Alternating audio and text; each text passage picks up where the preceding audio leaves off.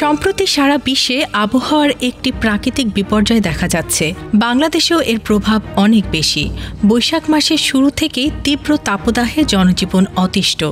ঢাকাসহ সারা দেশে প্রতিনিয়ত বৃদ্ধি পাচ্ছে তাপমাত্রা। বৃষ্টির দেখা নেই, কিন্তু প্রচণ্ড এই তাপেও থেমে নেই জনজীবন। সব শ্রেণী পেশার মানুষকেই প্রয়োজনের তাগিদে ঘর ছেড়ে বাইরে বের হতে হচ্ছে। তীব্র রোদ ও গরমের মাঝে ছুটে চলছে তাদের নির্দিষ্ট লক্ষ্যে। আর এই ছুটে চলা তৃষ্ণার্ত মানুষের পাশে দাঁড়িয়েছে বেশ কিছু প্রতিষ্ঠান ও সাধারণ মানুষ।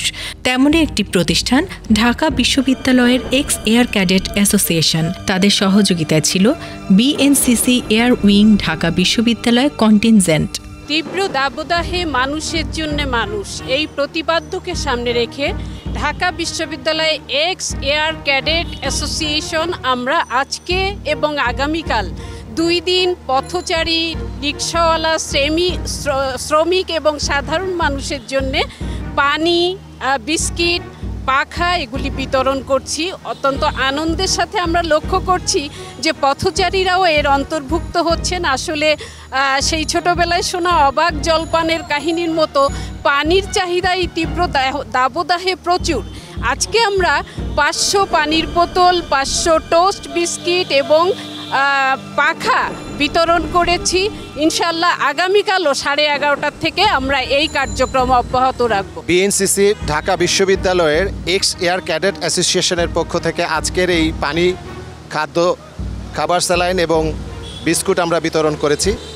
আমাদের মূল উদ্দেশ্য হচ্ছে পথচারী দিনমজুরদের মাঝে এই তাপদাহের মাঝে একটু স্বস্তি ফিরিয়ে আনা।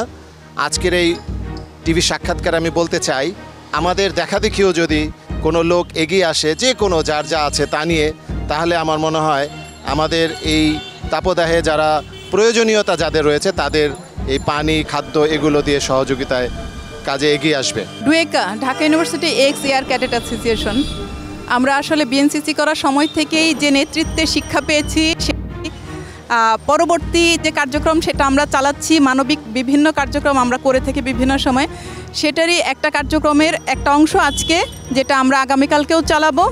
এটা উদ্বোধন করে দিয়ে গেছেন আমাদের প্রফেসর দিলরোশন তারানা, উনি বিএনসিসির অ্যাডজুটেন্ট। আমরা আজকে 500 পানির বোতল, 500 বিস্কিট এবং হাত পাখা বিতরণ করা হয়েছে। এখানে একটা বিষয় লক্ষণীয় যে আমাদের মূল টার্গেট ছিল সুবিধাবঞ্চিত মানুষদেরকে পানি দেওয়া, কিন্তু আমরা দেখেছি পথচারীরাও আসলে প্রচণ্ড তৃষ্ণার্ত। আমাদের এই বিষয়টা যেন আমরা মাথায় রাখি, যেন যখন আমরা এরকম পানি বিতরণ করব তখন যেন পথচারীদেরকে আমরা বঞ্চিত না করি, বাদ না দিই। এই তীব্র তাপদাহে ট্রাকে করে অভিনব পদ্ধতিতে চারিপাশে পানির ঝর্ণা দিয়ে সাধারণ জনগণের সেবায় স্যালাইন ও পানি সরবরাহ করছে কাউন্সিলর আসাদুজ্জামান আসাদ, 21 নং ওয়ার্ড, ঢাকা ইউনিভার্সিটি।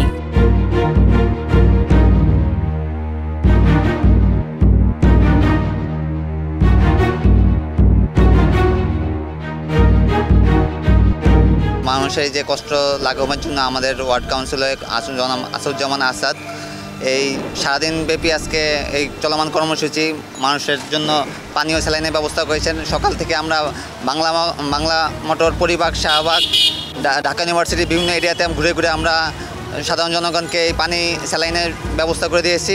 চলমান এই কর্মসূচি আমাদের যতদিন এই তাপদাহ চলতে থাকবে, আমরা এই কর্মসূচি চালিয়ে যাব বলে আশা করছি। আমার এলাকাবাসীকে সামান্য প্রশান্তি দেওয়ার জন্য আজকের এই উদ্যোগ।